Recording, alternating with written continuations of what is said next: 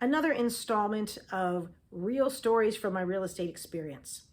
I recently did a quick video about why it's important to talk to a local lender. This one is similar, but it has to do with insurance.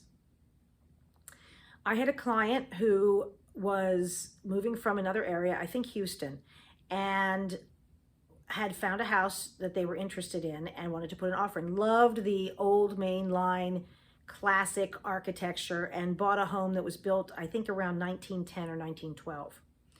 And when she was looking for insurance, she called the insurance company that she had used wherever she was originally from.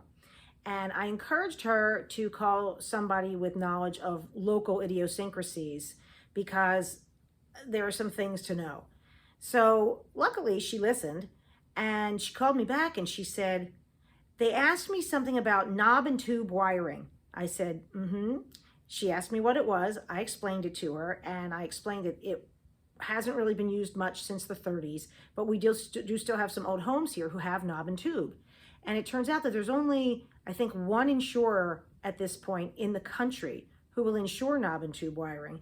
And it looks like we are moving to a place where they're going to require any knob and tube that's existing to be remediated, I think, within 45 days of purchase.